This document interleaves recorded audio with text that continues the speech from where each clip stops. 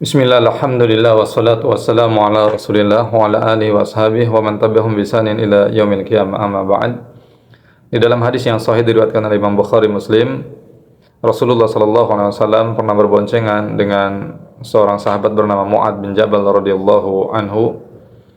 Kemudian Rasulullah sallallahu alaihi wasallam bertanya kepada Mu'ad, "Ya Mu'ad, atadri ma haqqullah 'alal ibad wa ma haqqul ibadi 'ala Allah?"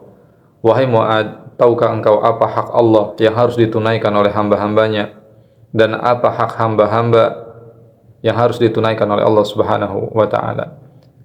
Kemudian Mu'ad bin Jabal radhiyallahu anhu berkata, "Allah wa rasuluhu a'lam." Allah dan Rasulnya yang lebih mengetahui. Kemudian Rasulullah sallallahu alaihi wasallam bersabda, "Haqqullahi 'alal ibad ay ya'buduhu wa la yusyriku bihi syai'a." Hak Allah Subhanahu wa taala yang harus ditunaikan oleh hamba-hambanya adalah bahwasanya mereka hendaknya beribadah, menyembah hanya kepada Allah Subhanahu wa taala, tidak menyekutukan Allah Subhanahu wa taala dengan sesuatu apapun. Wa haqqul ibadi 'ala Allah alla yu'adziba man la yusyriku bihi syai'a. Dan hak para hamba atas Allah Subhanahu wa taala bahwa Allah tidak akan mengazab siapapun yang tidak menyekutukan Allah Subhanahu wa taala. Artinya seseorang yang mentauhidkan Allah, tidak menyekutukan Allah dengan sesuatu apapun, maka akan dijamin keselamatannya dari azab. Masya Allah. Kemudian Mu'ad bin Jabal radhiyallahu anhu berkata, "Ya Rasulullah, afala ubasyiru bihin nas?" Wahai Rasulullah, bolehkah aku menyampaikan kabar gembira ini kepada manusia? Kemudian kata Nabi atau kata Rasulullah sallallahu alaihi wasallam, "La tubasyirhum fayattaqilu." Jangan kau sampaikan kabar gembira ini kepada manusia, khawatir mereka nanti akan bersandar kepada perkara tauhid ini saja. Masya Allah.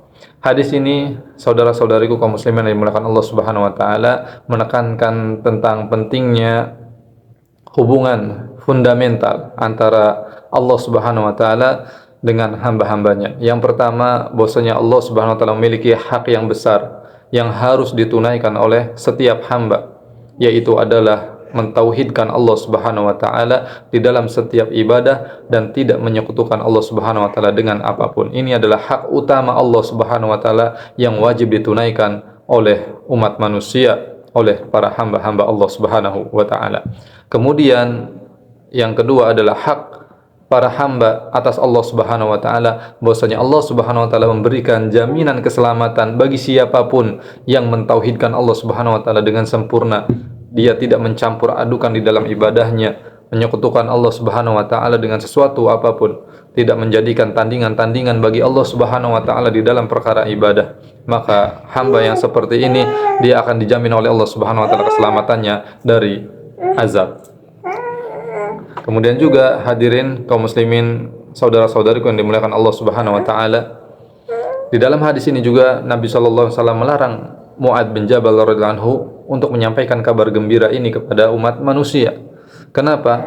Karena Rasulullah SAW khawatir nanti umat manusia atau kaum muslimin khususnya hanya bergantung kepada perkara tauhid saja, kemudian mereka meninggalkan ibadah-ibadah yang lainnya, tidak meningkatkan ketaatan yang lainnya kepada Allah Subhanahu wa taala.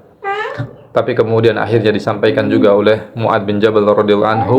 Buktinya adalah sampainya hadis ini kepada kita semua. Demikian para ulama menjelaskan, karena Mu'ad bin Jabal khawatir jatuh kepada perkara kitmanul ilmi, menyembunyikan ilmu, sehingga hal ini disampaikan oleh Mu'ad bin Jabal radhiyallahu anhu kemudian sampai kepada kita semua. Alhamdulillah. Ya.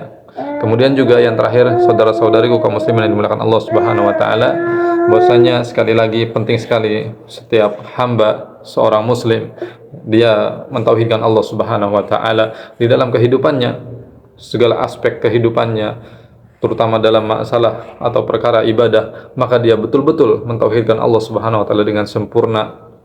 Karena dengan begitu, insya Allah dia akan menjadi hamba yang selamat dari segala bentuk azab, baik di dunia terlebih lagi di akhirat. Barakallahu fikum jami'an.